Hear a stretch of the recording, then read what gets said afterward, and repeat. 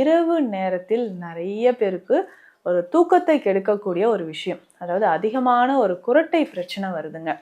இந்த குரட்டை பிரச்சனை யாருக்கெல்லாம் வருது, இதை தடுக்கிறதுக்கு என்னதாங்க வழி இருக்கு? இந்த குரட்டை பிரச்சனையை நம்ம எப்படி இயற்கையான முறையில சரி செய்யலாம்? இதுக்கு என்னென்னவோ ட்ரீட்மெண்ட் நம்ம எடுத்துட்டோங்க, அதெல்லாம் எதுவுமே சரியாகலை அப்படின்னு நிறைய பேர் சொல்றீங்க. இது இல்லாம, இந்த குரட்டை இல்லாமல் ஒரு ஆழ்ந்த உறக்கம் வர்றதுக்கு என்னங்க செய்யலாம்? ஏன்னா குரட்டை விடுறவங்கள நம்ம ஈஸியா சொல்லிடுறோம், என்னங்க இவ்வளோ சவுண்டா இருக்கு அப்படின்ட்டு. ஆனா அந்த அதிர்வுகளால அவர்களுடைய உடல் அவ்வளவு கேட்கக்கூடிய நமக்கும் டிஸ்டர்ப் ஆகுது. ஆனா அந்த குரட்டை வரக்கூடிய நபருக்கு பார்த்தீங்கன்னா ஒரு ஆழ்ந்த உறக்கம் இருக்காது. உடற்பயிற்சிகள் ரொம்ப முக்கியங்க. சில வகையான யோக பயிற்சிகளை நான் சொல்றேன், அதை ஃபாலோ பண்ணிக்கோங்க. Welcome to Nitya's Varam, where ancient Siddha tradition meets modern healing. Experience the difference. வரம் நேயர்களுக்கு வணக்கம். நான் டாக்டர் நித்யா, சித்தா பிசிஷியன். தொடர்ந்து பல பதிவுகளில் சித்தர்கள் சொன்ன நிறைய விஷயங்கள், சித்த மருத்துவத்தில் இருக்கக்கூடிய விஷயங்கள் எல்லாமே நம்ம பார்த்துட்டு வரோங்க. இந்த பதிவில் நம்ம எதை பற்றி பார்க்க போகிறோம்? இரவு நேரத்தில் நிறைய பேருக்கு ஒரு தூக்கத்தை கெடுக்கக்கூடிய ஒரு விஷயம், அதாவது அதிகமான ஒரு குரட்டை பிரச்சனை வருதுங்க. இந்த குரட்டை பிரச்சனை யாருக்கெல்லாம் வருது, இதை தடுக்கிறதுக்கு என்னதாங்க வழி இருக்குது? ஸோ ஏன் இது வருது? ஏன்னா நம்மக்கிட்ட ட்ரீட்மெண்ட் எடுக்கிறவங்க நிறைய பேர் சொல்கிற ஒரு விஷயம் என்னதான், கூட வர அட்டெண்டர் சொல்லுவாங்க, இதனாலேயே எங்களுக்கு வீட்டில் எல்லாருக்குமே தூக்கம் இல்லாமல் போகுது. ஸோ ஆண்களுக்கு அதிகமான குரட்டை, அதே சமயம் இப்போல்லாம் பார்த்தீங்கன்னா பெண்களுக்கும் இந்த பிரச்சனை இருக்குங்க. ஸோ இந்த குரட்டை பிரச்சனையை நம்ம எப்படி இயற்கையான முறையில் சரி செய்யலாம்? ஸோ இதுக்கு என்னென்னவோ ட்ரீட்மெண்ட் நம்ம எடுத்துட்டோங்க, அதெல்லாம் எதுவுமே சரியாகலை அப்படின்னு நிறைய பேர் சொல்கிறீங்க. ஏன்னா அந்த இரவு உறக்கம் ரொம்ப முக்கியம். ஒரு 6 to 7 8 hours ஒவ்வொருத்தரும் நம்ம தூங்குறோன்னா அந்த உறக்கம் சரியாக இருந்தால் தான் அடுத்த நாள் நம்ம ஒர்க்கை எல்லாமே கரெக்டாக பண்ண முடியும். ஸோ அப்படி நம்மளுடைய இந்த உறக்கத்தை சரி செய்கிறதுக்கு இந்த குரட்டை பிரச்சனையிலிருந்து ஒரு முழுவதுமான ஒரு விடுதலை எப்படிங்க எடுத்துக்கலாம், என்னென்ன மூலிகைகள் எடுத்துக்கலாம் அப்படின்றத பார்க்கலாம். பொதுவாக இந்த ஸ்லீப் ஏப்னியா அப்படின்ற ஒரு கண்டிஷன், அதாவது இரவு நேரத்தில் ஆக்சிஜன் நம்ம உடலுக்கு சரியாக கிடைக்கல அப்படின்னு சொல்லும்போது நம்ம ஏர் பேசேஜில், அதாவது காற்று போகக்கூடிய காற்று பாதையில் ஏதாவது ஒரு அடைப்பு ஏற்படும் போது தான் நமக்கு காற்று போகாததுனால ஒரு அதிர்வுகளாக ஏற்பட்டு இந்த குரட்டை அப்படின்ற ஒரு பிரச்சனை வருதுங்க. பொதுவாக இது யாருக்கு ஏற்படலாம்? ஒபிசிட்டி அப்படின்ற ஒரு பிரச்சனை, அதாவது உடல் பருமன் அதிகமாக இருக்கக்கூடிய நபர்களுக்கு இந்த குரட்டை பிரச்சனை ஏற்படுது. இதை தாண்டி பார்த்தீங்கன்னா நம்மளுக்கு நேசல் பிளாக்கேஜ், காற்று போகக்கூடிய பகுதியில் ஏதாவது ஒரு அடைப்பு இருக்கும்போது, மூக்கில் வந்து சதை வளர்ச்சி இருக்கலாம், நேசல் பாலிப் பெரும்பாலும் நிறைய பேருக்கு இருக்கலாம், அடினாய்ட் கிளாண்ட் வந்து ஸ்வெல்லிங்காக இருக்கலாம், டான்சிலைட்டிஸ் இருக்கிற பிரச்சனை, இந்த மாதிரி ஏர் பேசேஜில் நமக்கு ஒரு தடை இருக்கும்போதோ, இல்லை நிறைய பேருக்கு அந்த குரல் வலை பகுதியில் ஏதாவது கட்டிகள் இருக்குது, தைராய்டு கிளாண்டில் ஸ்வெல்லிங் இருக்குது, காய்டர் அப்படின்னு சொல்கிற பிரச்சனை, நொடியூல்ஸ் ஃபார்ம் ஆகிருக்கு, தைராய்டு கிளாண்டு வீக்கமாக இருக்குது அப்படின்னு சொல்லும்போதோ இரவு நேரத்தில் நமக்கு இந்த பிரச்சனை வரலாம்.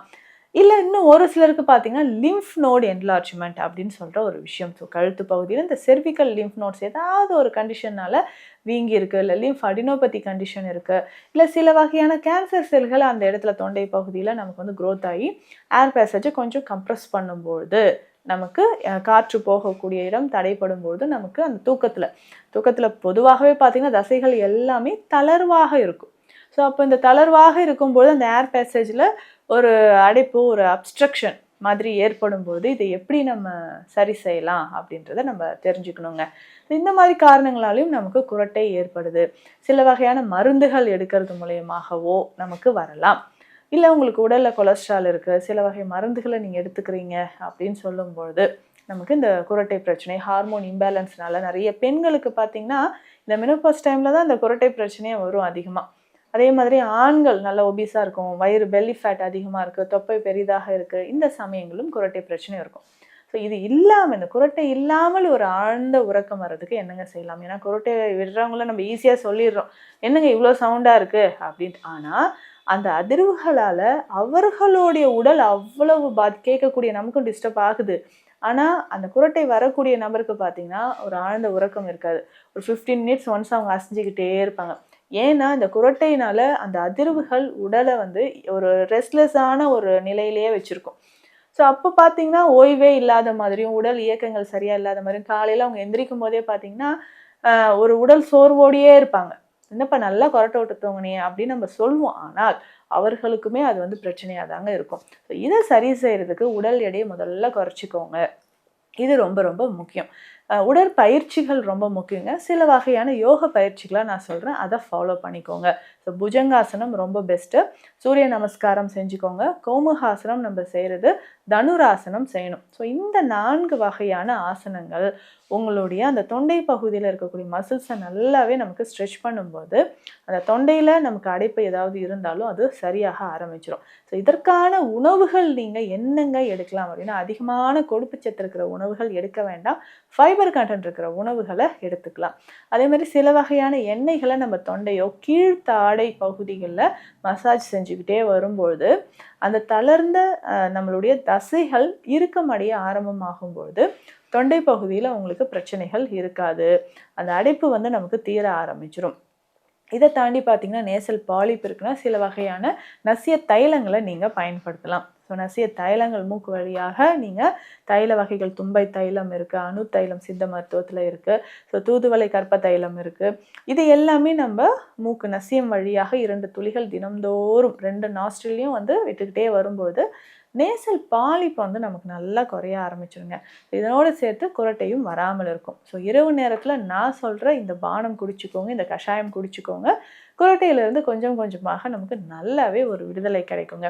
என்ன பண்ணணும்னா ஒரு 50 கிராம் அளவுக்கு வசம்பு எடுத்துக்கோங்க. சிற்றரத்தை 25 கிராம் எடுத்துக்கணுங்க. சீரகம் ஒரு 25 கிராம் எடுத்துக்கணும். ஓமம் 25 கிராம், ஏலக்காய் 25 கிராம்.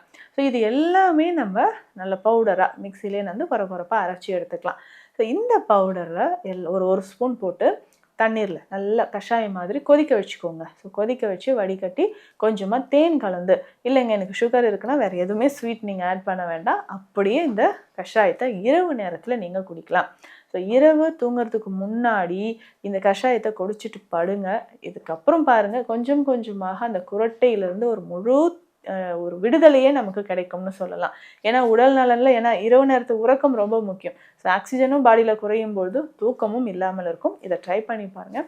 ஸோ இதை தாண்டியும் இன்னும் சித்த மருத்துவத்தில் உங்கள் உடல் நலனுக்கு ஏற்ற மாதிரியான மருந்துகளும் இருக்குது. அந்த உடல் பருமனை குறைச்சி, தொப்பையை குறைச்சி, டான்சிலைட்டிஸ் இருக்கா, தைராய்டு ஸ்வெல்லிங் இருக்கா, இது எல்லாமே குறைக்கிறதுக்கான மருந்துகளும் நம்மக்கிட்ட இருக்குது. ஸோ இதற்கான சித்த மருத்துவ ஆலோசனைகள் தேவைப்பட்டால் ஸ்க்ரீனில் இருக்கிற நம்பருக்கு கால் பண்ணுங்கள். நன்றி. Welcome to Nitya's Varam, where ancient Siddha tradition meets modern healing. Experience the difference.